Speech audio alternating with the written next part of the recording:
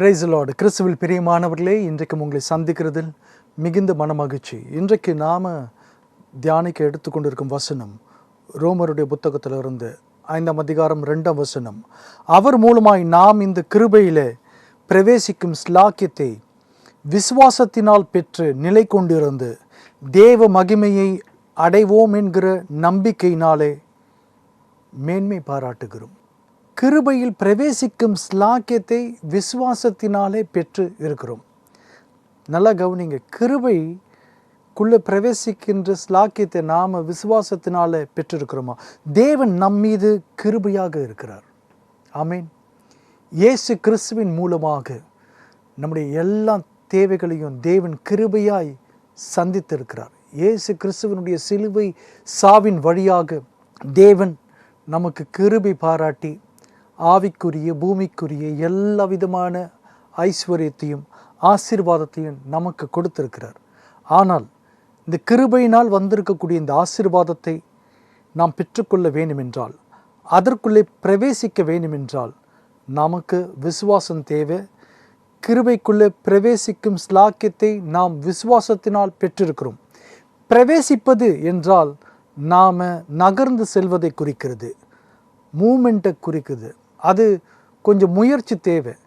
யாருக்கெல்லாம் விசுவாசம் இருக்கிறதோ அவர்கள் முயல வேண்டும், அவர்கள் செயல்பட வேண்டும், அவர்கள் அந்த விசுவாசத்தில் நடந்து கிருபைக்குள்ளே பிரவேசிக்க வேண்டும். தேவன் எல்லா தேவைகளையும் சந்தித்திருக்கிறார். ஆனால் நம்ம பக்கத்தில் இருந்து நாம் விசுவாசித்தால் நாம் கொஞ்சம் முயற்சிகளை எடுக்கணும், நாம் செயல்படணும், நம்முடைய கிரியைகளை நாம் காண்பிக்க வேண்டும். நமக்கு எல்லோருக்கும் தெரியும், நாம் நம்முடைய சுய கிரியைகளினால் ரட்சிக்கப்படவில்லை. தேவன் நாம் பரிசுத்தமாய் வாழ்வதனால நமக்கு ஆத்தும ரட்சிப்பை கொடுக்கல. நம்முடைய நல் நடத்தையினால் நாம் பரலோகத்திற்குள்ளே போக போகிறது கிடையாது. மாறாக இயேசு ஆண்டவரை விசுவாசிக்கின்ற விசுவாசத்தினாலே நாம் ரட்சிக்கப்பட்டிருக்கிறோம், நம்முடைய கிரியைகளினால் அல்ல. ஆனால் யார் ஒருவர் இயேசு ஆண்டவரை விசுவாசிக்கிறார்களோ அவர்கள் விசுவாசிக்கின்றவர்களுக்கு கிரியைகள் இருக்கும் நிச்சயமாக. அதனால தான் வேதம் சொல்லுது, கிரியைகள் இல்லாத விசுவாசம் செத்ததாக இருக்கிறது. தேவனை விசுவாசிக்கக்கூடிய நபர்கள் எப்போதோ அந்த விசுவாசத்தை வெளிப்படுத்தும் விதமாக நடந்து கொள்வார்கள், செயல்படுவார்கள். இதை விசுவாசத்தின் கிரியைகள், இது ரட்சிப்புக்காக ஏற்பட்டிருக்கக்கூடிய கிரியைகள் கிடையாது. மாறாக விசுவாசிக்கக்கூடிய வாழ்க்கையில் கிரியைகள் இருக்கும், நல்ல செயல்பாடுகள் இருக்கும், நல்ல நடத்தை இருக்கும். இதை விசுவாசத்தின் கிரியைகள் என்று 1 தெசலோனிக்கேயர் 1:2 வாசிக்கிறோம், 2 தெசலோனிக்கேயர் 1:12 வாசிக்கிறோம். அங்கே இது விசுவாசத்தின் கிரியைகள் என்று வேதம் சொல்லுகிறது. இதை நீங்கள் புரிஞ்சுக்கணுன்னாக்கா ஒரு சின்ன எக்ஸாம்பிள் கொடுக்குறேன் பாருங்கள். ஒரு அப்பா அம்மா 2 பேரும் ஆஃபீஸில் வேலை செய்கிறாங்க.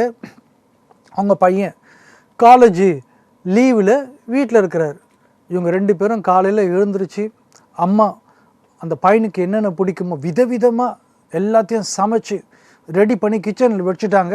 பையன் இன்னும் தூங்கிட்டு இருக்கிறாரு. 2 பேரும் ஆஃபீஸ் போகிறாங்க. பையனை தட்டி எழுப்பி, தம்பி உனக்கு தேவையானது எல்லாம் பிரேக்ஃபாஸ்ட்டு லஞ்சு எல்லாம் ரெடி பண்ணி அம்மா கிச்சனில் வச்சுருக்கிறேன், பசியாக இருக்காத, போய் சாப்பிட்டு நாங்கள் இப்போ ஆஃபீஸ்க்கு கிளம்புறோம் சொல்லிட்டு போயிட்டாங்க. இப்போது சாப்பாடு சாப்பிடணும்.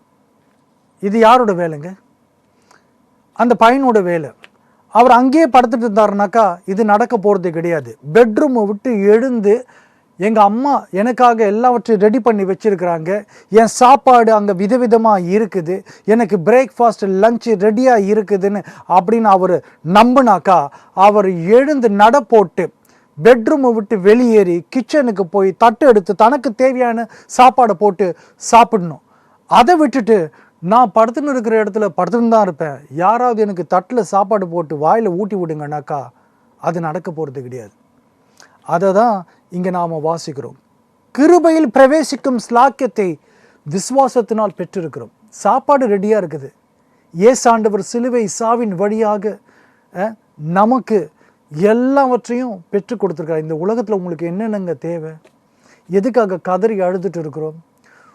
உடல் நலம் சரியில்லையா? குடும்பத்தில் சமாதானம் இல்லையா? பிள்ளைகளுடைய வாழ்க்கையில் மேன்மை இல்லையா? பொருளாதார தேவையா? என்ன வேணும் உங்களுக்கு? மன ரீதியாகவோ அல்லது பொருளாதார ரீதியாகவோ என்ன உங்களுக்கு ஒரு அவசியம் இருக்குது? எல்லாவற்றையும் இயேசு ஆண்டவர் சந்தித்திருக்கிறாரு. ஆனால் இதை பெற்றுக்கொள்ள வேண்டும் என்றால் நாம் எழுந்து நடக்கணும். விசுவாசத்தின் மூலமாக அதற்குள்ளே பிரவேசிக்க வேண்டும். அந்த கிருபையில் அது ரொம்ப ரொம்ப முக்கியங்க. ஒரு உதாரணம் 1 ராஜாக்கள் 17ஆம் அதிகாரத்தில் எலியா தீர்க்கதரிசனுடைய வாழ்க்கையில் பார்க்கிறோம். எலியாவின் நாட்களில் ஆண்டவர் எலியா தீர்க்கதரிசியை பாதுகாப்பதற்காக 1 ராஜாக்கள் 17ஆம் அதிகாரம் 3ஆம் வசனத்திலிருந்து இப்படி சொல்றாரு, நீ இவ்விடத்தை விட்டு கீழ் திசையை நோக்கி போய் யோர்தானுக்கு நேராக இருக்கிற கேரித் ஆற்றண்டையில் ஒளித்து கொண்டிரு. எப்பா, உன்னை கொல்றதுக்காக இந்த நாட்டு ராஜா முனைப்பா இருக்கிறான், நீ பாதுகாத்துக்க, நான் சொல்கிற இடத்துல போய் தங்கிரு. கேரித் ஆற்று அண்டை, கேரித்னு ஒரு ஆறு இருக்குது, அந்த இடத்துல போய் ஒளிஞ்சிட்டுரு அப்படின்னு. அடுத்த வசனத்தில் சொல்கிறாரு, அந்த ஆற்றின் தண்ணீரை குடிப்பாய், அங்கே, இந்த வார்த்தையை நோட் பண்ணுங்க, அங்கே, எங்கே? கேரித் ஆற்று அண்டையில், அங்கே உன்னை போஷிக்க காகங்களுக்கு கட்டளையிடுவேன் என்றார்.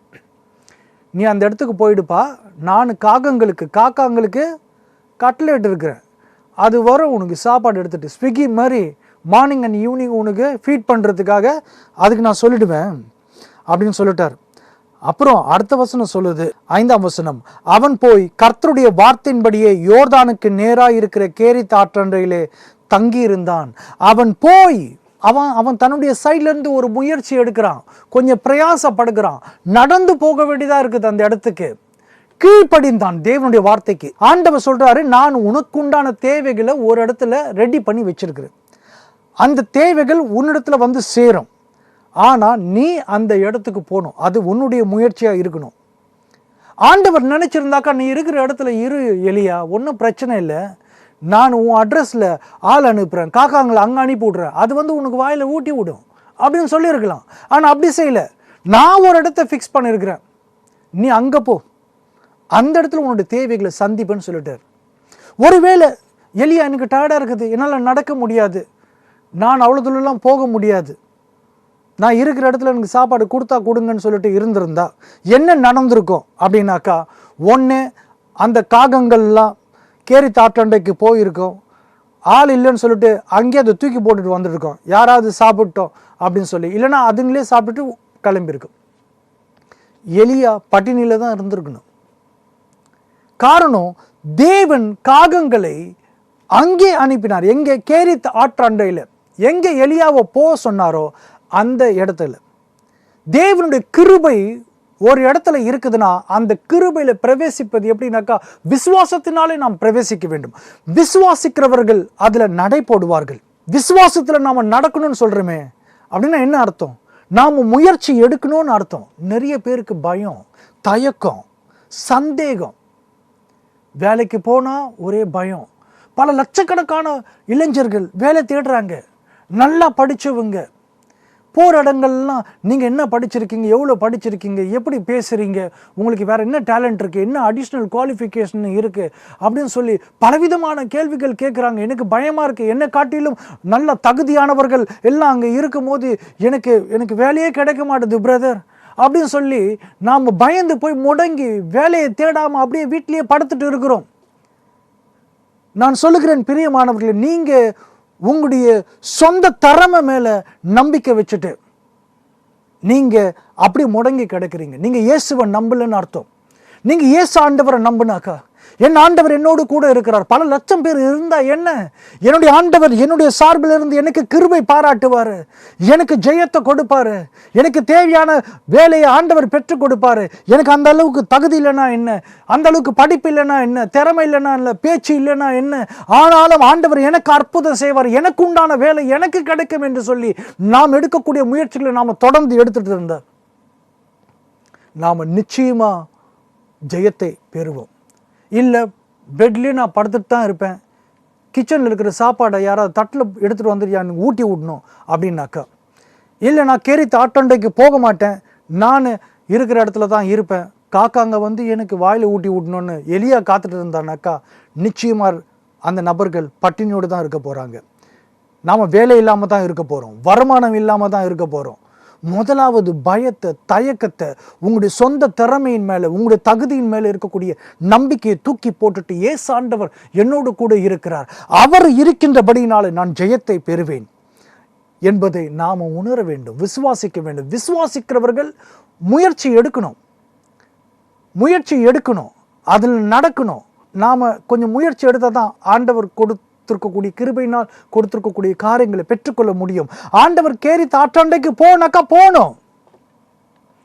ஐயோ, என் பொண்ணுக்கு வரனே அமைய மாட்டுது, என் பையனுக்கு பொண்ணே அமைய மாட்டுது, எங்கே போனாலும் சொந்த வீடு கேட்குறாங்க, அந்தஸ்தை பார்க்குறாங்க, எவ்வளோ பணம் கொடுப்பீங்கன்னு கேட்குறாங்க, எவ்வளோ நகை போடுவீங்கன்னு கேட்குறாங்க. பயமாக இருக்குது. இப்படி சொல்லியே அந்த பிள்ளைகளுக்கு எந்த வரனையும் தேடாமல் இருக்கக்கூடிய பெற்றோர்கள் இருக்கிறாங்க. பயம்.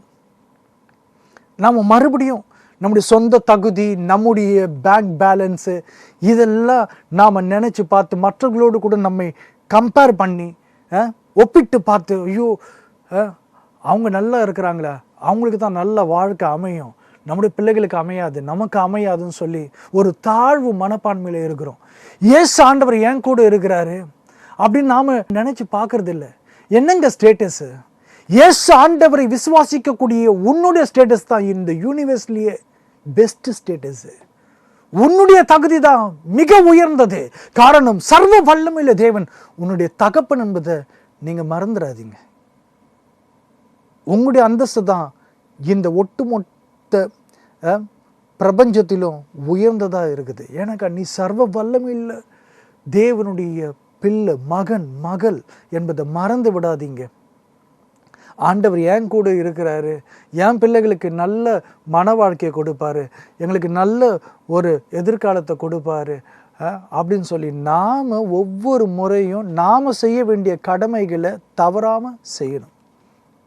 ஆண்டவர் என்ன செய்ய சொல்கிறாரோ அந்த முயற்சிகளை எடுத்துகிட்டே இருக்கணும். இது எனக்கு கிடைக்காது, இதுக்கு நான் தகுதி இல்லை, இதை செஞ்சாலும் பிரயோஜனம் இல்லை, இதில் நான் தோல்வி அடைவேன் அப்படின்னு சொல்லிட்டு நாமளே ஒரு முடிவுக்கு வந்துட்டு எந்த விதமான முயற்சி எடுக்கலைன்னாக்கா நாம் ஆசீர்வதிக்கப்பட போவதில்லை. அதை தான் நாம் ரோமர் 5:2 வாசிக்கிறோம். கிருபையில் பிரவேசிக்கும் ஸ்லாக்கியத்தை விசுவாசத்தினால் பெற்றிருக்கிறோம். கிருபை இருக்குது, ஆனால் அதுக்குள்ளே நீங்கள் தான் பிரவேசிக்கணும் விசுவாசத்தினால். விசுவாசம் இருந்தால் அதை நோக்கி நீ பயணப்படணும். கிருபையினால் தேவன் கொடுத்திருக்கக்கூடிய எல்லா வரங்களையும் ஆசீர்வாதங்களையும் பெற்றுக்கொள்வதற்கு நீங்கள் முனைப்பு காட்டணும், நீங்கள் முயற்சி எடுக்கணும். இதை தான் விசுவாசத்தின் கிரியைகள் என்று சொல்லுகிறோம். கிறிஸ்துவில் பிரியமானவர்களே, ஆண்டவர் உங்களுக்காக இன்றைக்கு அவர் காத்துட்டு இருக்கிறார். ஏன் நாம் நடப்போடணும், நாம் நம்முடைய கிரியைகளை காண்பிக்க வேண்டும்? காரணம், விசுவாசத்தினுடைய பெரிய அடையாளமே செயல்பாடு தான். இதை தேவன் எதிர்பார்க்கிறார். என்னுடைய பிள்ளைகள் என்னை விசுவாசித்தால் என்னை நோக்கி வரணும் அப்படிங்கிறது தேவன் எதிர்பார்க்கிறார். அது ஒரு விசுவாசத்தினுடைய அடையாளம். ஆண்டவர் எனக்காக எல்லாவற்றையும் என்னை போஷிப்பதற்காக வைத்திருக்கிறாரு அப்படின்னு நான் விசுவாசிச்சா, எனக்காக சாப்பாடு அங்கே ரெடியாக இருக்குதுன்னு ஆண்டவர் சொல்லியிருக்கிறாரு, நான் எதுக்கு இங்கே பசியாக உட்காந்துட்டு இருக்கணும் அப்படின்னு நான் விசுவாசிச்சாக்கா, தேவனுடைய வார்த்தைகளை விசுவாசிச்சா, தேவனுடைய நன்மை தனத்தை அவர் எனக்கு கொடுத்திருக்கக்கூடிய, என் மீது இருக்கக்கூடிய பாசத்திற்காக, என்னை நேசித்த காரணத்தினாலே, என்னை போஷிப்பதற்காக எனக்காக உணவு ஒரு இடத்துல ஆயத்தமாக வச்சிருக்கிறேன்னு சொன்னார்னாக்கா, அதை பெற்றுக்கொள்வதில் நாம ஆர்வம் காட்டணும். அப்போதான் தகப்பனா சந்தோஷப்படுவார். பார், என் புள்ள நான் சொன்ன உடனே ஓடி வர்றான் அப்படின்னு. அது ஒரு விசுவாசத்தினுடைய அடையாளம். நீ இருக்கிற இடத்துல வந்து ஆண்டவரால் உனக்கு ஊட்டி விட முடியும். ஆனால் உன்னுடைய விசுவாசம் எந்த அளவுக்கு இருக்குது, நீ ஆண்டவரை விசுவாசிக்கிறியா, நீ நேசிக்கிறியா அப்படிங்கிறதுக்கு அடையாளம் என்ன தெரியுங்களா? நீங்கள் ஒரு முயற்சி எடுத்து ஓடி வரும்போது தான். அந்த முயற்சியை விடாதீங்க, இன்றைக்கு விடாதீங்க. ஆண்டவர் சொல்கிறாரு, இன்றைக்கு நீங்கள் எடுக்கக்கூடிய காரியங்கள், இனி முதல் எடுக்கக்கூடிய காரியங்கள் எல்லாவற்றிலும் கர்த்தர் உங்களுக்கு ஜெயத்தை கொடுக்க போகிறார். இதுவரையிலும் நீங்கள் தோல்விகளை சந்தித்து கொண்டிருந்தால், ஏமாற்றங்களை பார்த்து கொண்டு இருக்கக்கூடிய நபராக இருந்தீங்கன்னாக்கா, இன்றைக்கு ஆண்டவருடைய வார்த்தை உங்களை நோக்கி வருகிறது. ஆவியானவர் உங்களிடத்தில் இடர்படுகிறார். கர்த்தர் அற்புதங்களை செய்ய போகிறார். ஆமீன். உங்களுடைய பிரயாசங்களை கைவிடாதிருங்கள். தேவன் உங்களை ஆசீர்வதிப்பார். நம்ம கண்களை மூடி ஆண்டவரை நோக்கி பார்க்கலாமா? Thank you Lord. அப்பா, இப்போது இந்த வார்த்தைகளை கேட்டு ஒவ்வொரு பிள்ளைகளையும் உடைய வல்லமை தொடும்படியாக செபிக்கிறேன். உடைய வாழ்க்கையில் மாற்றங்கள் வரும்படியாக ஜெபிக்கிறேன். பிள்ளைகளுடைய எல்லா விதமான சோர்வு, தவிப்பு, ஏமாற்றங்கள், அவர்கள் வெட்கமடைந்த அவமானப்பட்ட இடத்துல தேவரீர் நீர் அவர்களை தூக்கி விடும்படியாக ஜெபிக்கிற சாமி. இனி முதல் அவர்கள் எடுக்கின்ற காரியங்கள் எல்லாம் ஜெயமாக மாறட்டும் ஆண்டவரே. பிள்ளைகள் காத்திருக்கக்கூடிய எல்லா காரியங்களையும் பெற்றுக்கொள்ளட்டும். எத்தனை போட்டிகள் இருந்தாலும் ஆண்டவரே, உம்முடைய பிள்ளைகளுக்கு உண்டான காரியத்தை நீர் அவர்களுக்கு கொடுக்கும்படியாக ஜெபிக்கிறேன். Thank you Lord.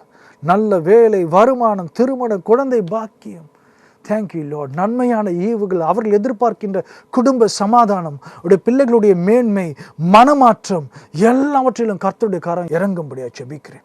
நீர் இப்போதே அற்புதங்களை செய்கிறதற்காக கொடான கொடி நன்றி ஆண்டவரே. Thank you Lord.